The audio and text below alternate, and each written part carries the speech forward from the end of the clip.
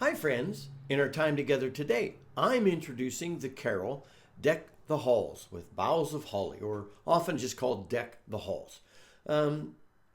It's a great, fun carol for us to play and presents a few challenges, will help us learn to play better, but a number of folks have asked for us to learn a few more carols, and so that's why I'm throwing some extras in, because Christmas is like just around the corner.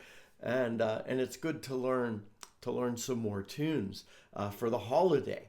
We'll follow the usual pattern. I'll stand and walk us through the tune in the Play Along with Scott section at just a steady pace with no ornamentation or messing around with the timing. You know I love to do that, so that you could learn the core of the tune and go back to the Play Along with Scott section as many times as you need to. After that, we'll talk about any difficulties I think you might experience, some ornamentation, expression ideas, the history of the tune after that. I am also providing a link at the top of the notes to this video to the page on my website from which you could download the music and tabs for this great fun carol.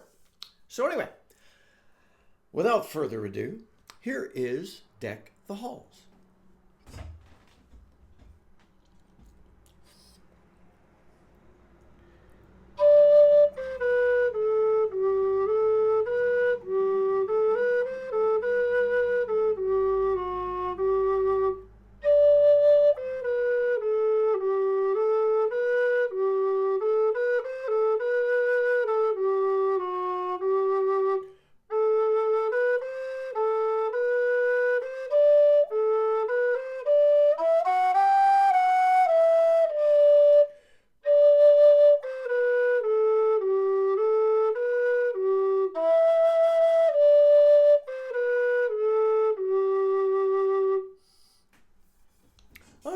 That is the tune. Listen to me a couple of times and then come back and start playing with me. If it's too fast, go up to the cog at the top, whichever side it is, or if you're on like some devices, it might be at the bottom, and hit speed and slow me down a bit if need be, and learn the tune by walking along with me, if that's how you learn the tune.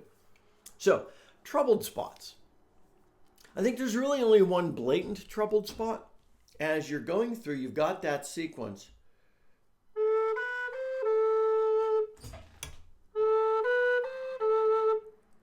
A, B, C, natural, A.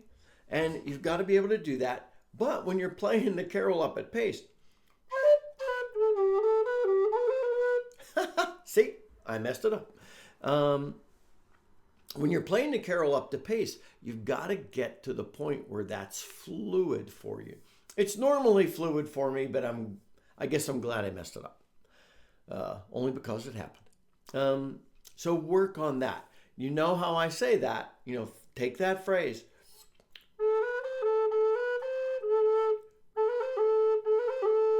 And then just work on it.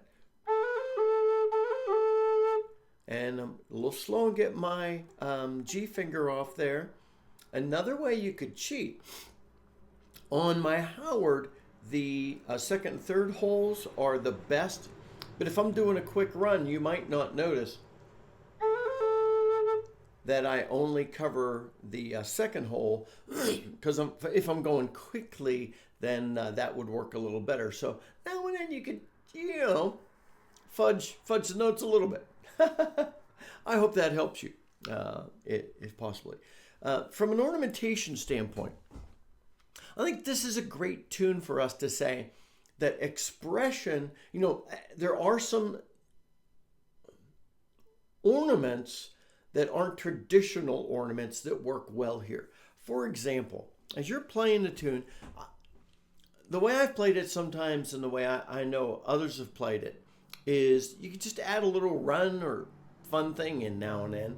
And so, an example. That's just one little one. You could, instead of going the BG jump,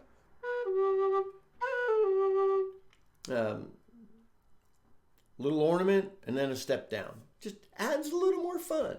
You could do that in a couple of places. As with most frills that you're adding, don't over ornament the tune or you lose the tune.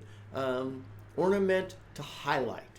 So with this one, it starts off strong. You can either tongue that first D. Some people find that breaks a little bit. So since it's a D, you could crayon that. And that's kind of, I like that. That's a fun entry. And then I actually put a breaking pause there from an expression standpoint because it's like, hello, we're starting a carol.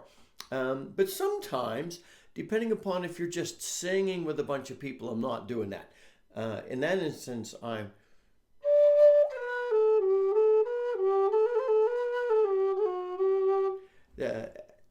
depending upon the situation, depends upon ornamentation and expression. A great cut, tap, roll, a slide or two in there. It's kind of fun. It's a good tune. Good tune to just mess around with and enjoy playing. As I often say, experiment though. Think through the ornaments you know and practice them in different situations. Like you've got that rise in the middle. That's a good place for a little rundown and maybe like a cut. Or if you've done a cut on the first one, you get to the B, you might want to tap. So, you know, experiment with some of the ornamentation there.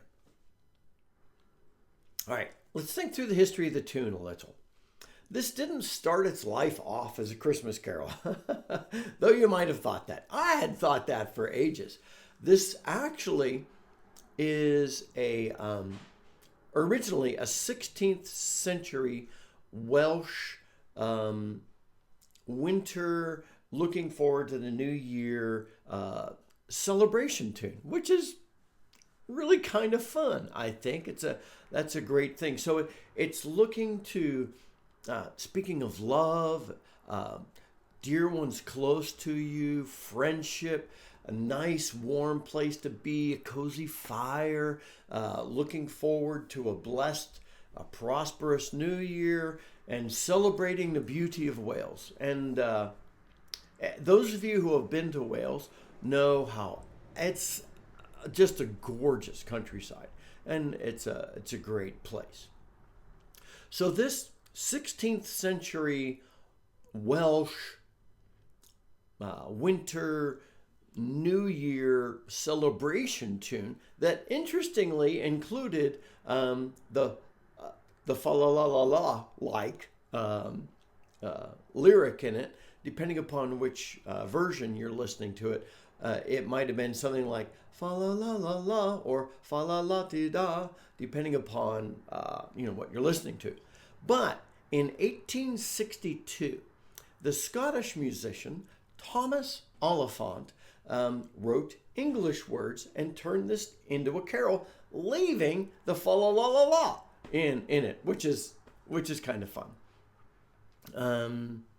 So the words to the carol have gone through a few variations, depending upon which verses and that's fine.